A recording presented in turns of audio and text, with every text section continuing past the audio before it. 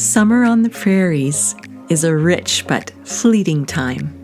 It's truly a golden moment that gives so many of us a feeling of abundance.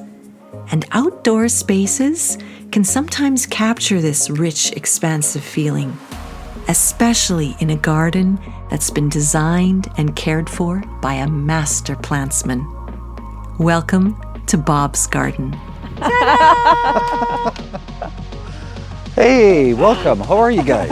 Very good. Hi, Bob. Good to see you. Nice to see you too. Thank you for having us over. You're welcome. Let's start this tour. We shall head on into the jungle. Okay, let's do All it. right. As we move through the gate, there's a real sense of arrival. And we can't help but notice how skillfully and carefully all the space is being used to its best advantage.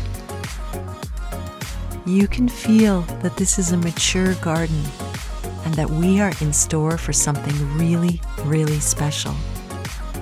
And so, all we can do is dive in.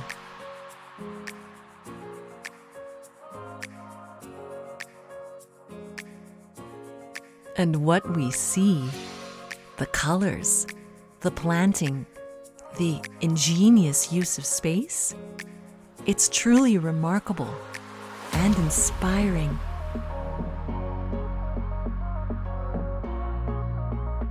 So what I really, really love about your yard is often what we do is we have the backspace and we just plant along the border.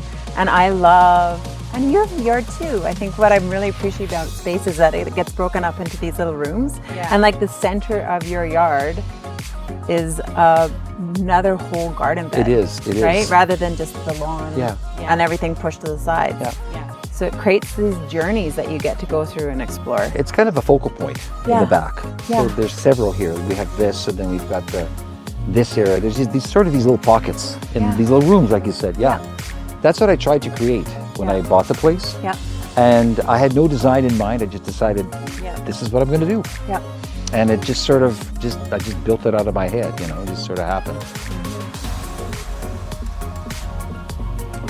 I am looking at all these herbaceous perennials in this yard that features evergreens, and I think like a lot of people end up thinking that they can't have both. Right. Because they're like me, they got the massive spruce tree in the backyard. And I would not expect to grow much under there because it's so dark. Right. But in an environment, I think people also end up thinking the soil gets too acidic, blah, blah, blah, blah, blah, and they wouldn't necessarily go for it. Like you've gone for it. It's great. Yeah, I guess so.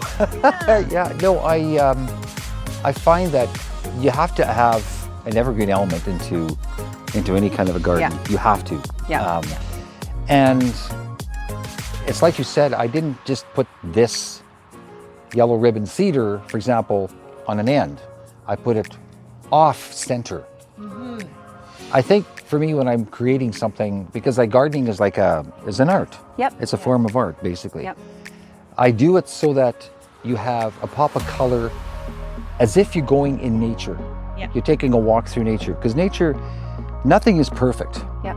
So I try to create a natural, as close to nature as I can when I did this yard. Yep. So that's why, you see a lot of stuff like there's a fir back there as well, which is just at random, just sticking out, right? But it's blue against the green. That's right. Right? And I always... two totally different shapes. Yeah. And one thing I always like to do is mix color and texture and foliage. And so they contrast with each other. Right. Yeah. Yeah. So Green is not just green. you got it. Yeah. Yes.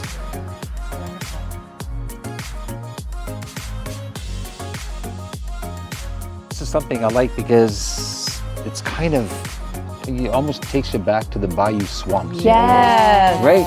You've got all this that sort of weeping effect. Yeah. And it's something that you wouldn't think would grow here. Yeah. But it's been here a long time. So What is it? Is it a that's the tallest and weeping juniper. weeping juniper? Yeah. Oh my God. It totally looks like lichen. It does. Yeah, just it like does. that. It does. So pretty. And then what have you got growing? And through it? that's a pagoda dogwood. It's a gold bullion. And I like the fact is you've got like a, down here, it's almost like a forest floor. Yes. And then you've got the horizontal branching, and then sort of part of it comes through here, part of it comes through there, and then it's going to go up like that, and it's going to grow out this way. So You did create a forest, hey? Like it's that just... I purposely, yep, that's what I wanted to do with this. Yep. Yep. Because this is another tree in there as well, right? Yeah. Weeping spruce. That's a weeping spruce. Okay. Yeah. And it's nice because it definitely has the feeling that the plants are doing what they want to do. You're right. You are not in a battle with them. You're not trying to control them. Yeah, You know? yeah.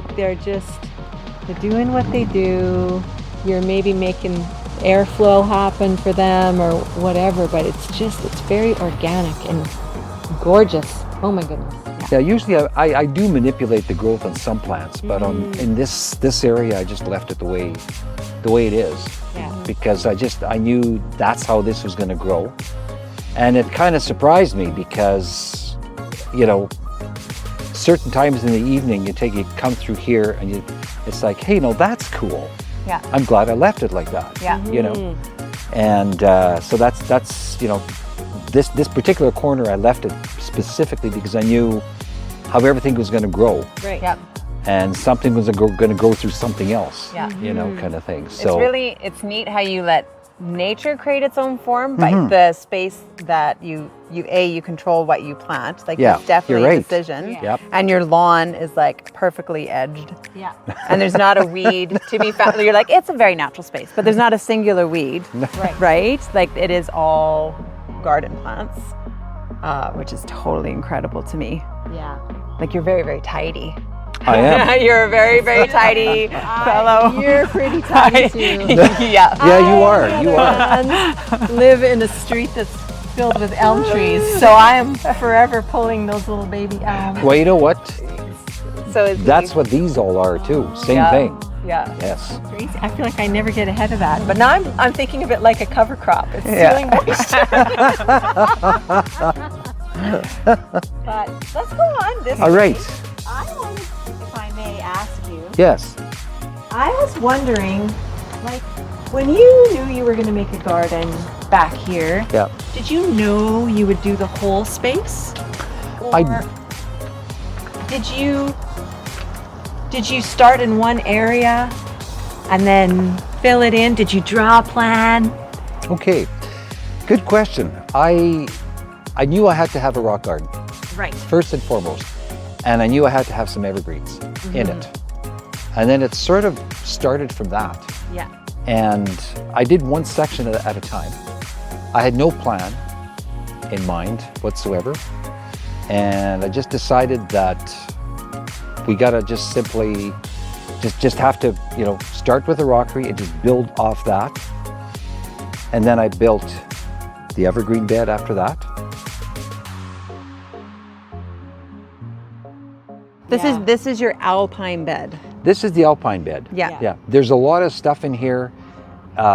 In spring, there's hundreds and hundreds of bulbs that come up, Okay. and then the alpines bloom. So you have, this is a mass of color every spring. Yeah. And then when this is done, then it switches over to a different part of the garden Yeah. where you have color. Like if you come every month during the growing season, you're going to see something different. Yeah. Yeah. And it changes every 2 weeks That's great. because there's a lot of stuff packed in here. Yeah. Yeah. And it's hard to hit that, right? Like we have Yeah. a short growing season, but so that there's always something happening Right. is something like it takes time and it's great when you've got it working. So Yeah, yeah. And eventually what happens is you create a mini climate, a mini microclimate is what you're doing. So this is like this is almost like just a small chunk of, I don't know, nature, if you will. Yeah. And everything works with everything else. Yeah. You know, nothing crowds anything else out because everything, when it was planted, I made sure everything got enough space. So that's why it kind of just sort of fits in. Well, and what I love about this neighborhood too, I think you're getting away with a lot of the zone 4s and stuff because there's so many mature trees. Right. So that's, Yeah. it's really, really sheltered. So you planting trees amongst all of the big mature trees has created this wonderful environment for probably zone 4s to thrive. Right. Yeah. Right. Everyone plant a tree, even in my little tiny suburbia yard.